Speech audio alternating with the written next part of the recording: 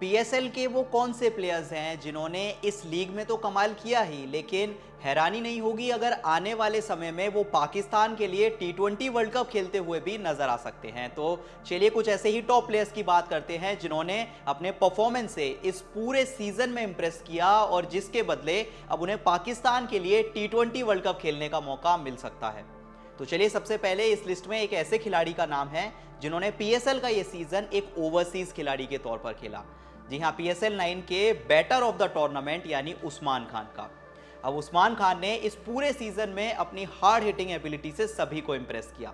ये वही उस्मान खान है जिनका पिछला पीएसएल का सीजन कुछ खास नहीं रहा था, जिसलिए इसके बाद उन्होंने इंटरनेशनल क्रिकेट खेलने के लिए यूएई का रुख कर लिया था। और उसके बाद जब ये सीजन खेलने के लिए पहुंचे पीएसएल तो एक ओवरसीज खिलाड़ी बनकर पहुंचे। लेकिन जिस तरह से इस खिलाड़ी ने परफॉर्म किया, ऐसा लगता है कि अब फिर से पाकिस्तान को शायद रिक्वेस्ट करनी पड़े कि आप टी20 वर्ल्ड कप खेलेंगे हमारे लिए, क्योंकि इस पूरे सीजन में उस्मान खान ने 2 सेंचुरीज लगाई। इसके अलावा इस पूरे सीजन में सबसे ज्यादा रन बनाए बाबर आजम ने। लेकिन फिर भी अगर एक खिलाड़ी को बैटर ऑफ द टूर्नामेंट मिलता है तो सोचिए कितना इंपैक्ट डाला है इस खिलाड़ी ने। खेले गए सीजन की बात करें तो उस्मान खान ने 7 मैचेस में 430 रन बनाए और जो उनका एवरेज था वो था 107 का। और बाबर आजम का जो एवरेज है वो उनके आसपास भी नहीं है, इसीलिए यही वजह थी क्यों उन्हें इस सीजन का सबसे बेहतरीन बल्लेबाज होने का अवार्ड दिया गया। और अब ऐसा खबरें आनी शुरू हो चुकी है, कई एक्सपर्ट्स ने यह बात कह दी है कि शायद से पाकिस्तान की टीम बात करे उस्मान खान से कि आप पाकिस्तान के लिए खेलने के बारे में सोचें। और उस्मान खान ने भी अपनी राय जाहिर कर दी है, उन्होंने कहा है कि मैं इस बारे में सोचूंगा। इसका मतलब है कि वो भी इस बारे में अब सोचने लगे हैं कि क्या पाकिस्तान के लिए वापसी कर सकते हैं, क्योंकि टी20 वर्ल्ड कप आने वाला है 2 से 3 महीने में। और जिस फॉर्म में वो है, जितना इंप्रेस उन्होंने किया है, नो डाउट अगर वो पाकिस्तान के लिए खेलना शुरू कर दे तो वो टी20 वर्ल्ड कप खेलने के एक फ्रंट रनर बन सकते हैं। इसके बाद चलिए अगर दूसरे खिलाड़ी की बात करें तो वो होंगे एक और ऐसे खिलाड़ी जिसको इस सीजन से पहले शायद ज्यादा लोग नहीं जानते होंगे।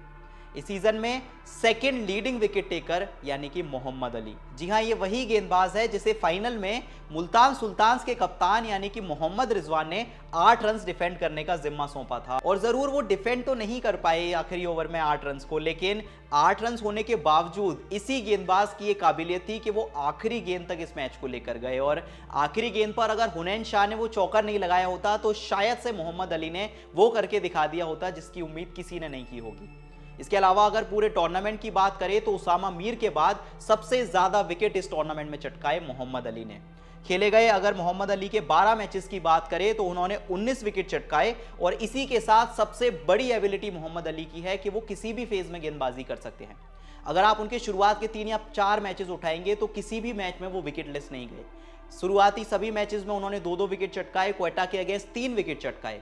और इसके बाद एक रफ पैच जरूर आया जहां 2-3 मैचेस में वो थोड़े से ऑफ कलर नजर आए, लेकिन उनकी सबसे बड़ी एबिलिटी ये है कि वो पावर प्ले में गेंदबाजी कर सकते हैं, मिडिल ओवर्स में कर सकते हैं और तो और डेथ ओवर्स में भी कर सकते हैं। और ये बात साबित फाइनल में जाकर हुई जब 8 रन डिफेंड करने पहुंचे, फिर भी उन्होंने वो मैच आखिरी ओवर तक ले जाकर खड़ा कर दिया। ऐसे में लगता है कि अब मोहम्मद अली को भी टी20 वर्ल्ड कप खिलाने के बारे में पाकिस्तानी टीम जरूर सोच सकती है।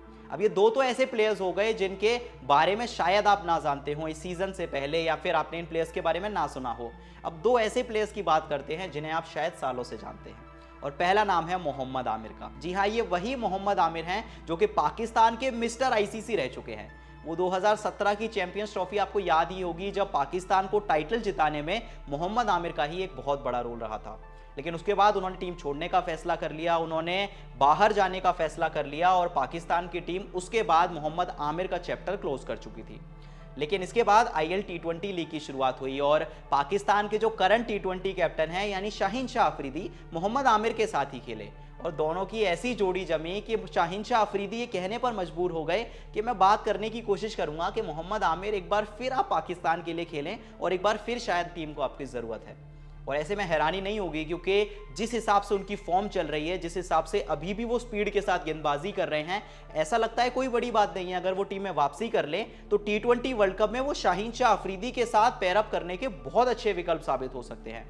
ऐसे में अब देखने वाली बात होगी कि मोहम्मद आमिर को शाहीन अफरीदी कन्विंस करने की कोशिश करेंगे, और अगर करते हैं तो अगर मोहम्मद आमिर आ जाएंगे तो शाहीन शाह अफरीदी और मोहम्मद आमिर को नई बॉल के साथ टी20 वर्ल्ड कप में देखने का सपना कई पाकिस्तानी फैंस का पूरा हो जाएगा। इसके बाद अगर एक और खिलाड़ी की बात करें जिसने पीएसएल के बाद एक मजबूत दावेदारी पेश कर दी है कि उसे भी टी20 वर्ल्ड कप में जगह मिल सकती है, तो वो है इस पूरे टूर्नामेंट के सबसे कंसिस्टेंट परफॉर्मर या कहें man of the knockouts Imad Wasim की। अब 3 मैच इस्लामाबाद ने खेले नॉकआउट मुकाबले, यानी एलिमिनेटर 1, एलिमिनेटर 2 और फाइनल मैच, और तीनों मैचेस में जो खिलाड़ी प्लेयर ऑफ द मैच था वो था इमाद वसीम। एलिमिनेटर 1 में उन्होंने गेंदबाजी का कमाल दिखाया और 3 विकेट चटकाए। सेकंड एलिमिनेटर में उनकी बल्लेबाजी की बारी आई, जहां उन्होंने एक अर्धशतक लगाया और टीम को फाइनल में पहुंचाया। और आखिर में फाइनल आते आते तो इमाद वसीम ने बल्लेबाजी भी खूब की और गेंदबाजी भी खूब की। फाइनल में पहले उन्होंने एक फिफर चटकाया और पीएसएल के फाइनल में एक फिफर लेने वाले पहले खिलाड़ी बने, और इसके बाद जाते जाते उन्होंने वो बल्लेबाजी से भी योगदान दिया और अपनी टीम को फिनिश लाइन तक पहुंचाने में बहुत इंपॉर्टेंट रोल निभाया। और इसके बाद जब उनसे एक बात पूछी गई पाकिस्तान टीम को लेकर और अपनी वापसी को लेकर, तो इमाद वसीम ने कहा कि मुझे ऐसा लगता है कि अभी भी मेरी लाइफ में 4 या 5 साल का क्रिकेट बचा हुआ है। जिससे एक बात तो साफ है कि उन्होंने क्लियर इंडिकेशंस दे दिए हैं कि अगर पाकिस्तान की टीम मुझे टीम में देखना चाहती है और मुझे सिलेक्शन के लिए कंसिडर करना चाहती है, तो मैं पूरी तरह से तैयार हूं कि जिस तरह से मैंने इस्लामाबाद को तीसरा टाइटल जिताया, मैं पाकिस्तान की टीम को भी टी20 वर्ल्ड कप जरूर जिता सकता हूं। तो ये कुछ ऐसे प्लेयर्स हैं जिन्हें हैरानी नहीं होगी कि आप 2 या ढाई महीने के बाद पाकिस्तान के लिए टी20 वर्ल्ड कप खेलते हुए देखें। और अगर आपको लगता है कोई और खिलाड़ी भी इस लिस्ट में शामिल हो सकता है तो कमेंट करके जरूर बताएं, और अगर वीडियो पसंद आई तो जाते जाते चैनल को सब्सक्राइब जरूर करें।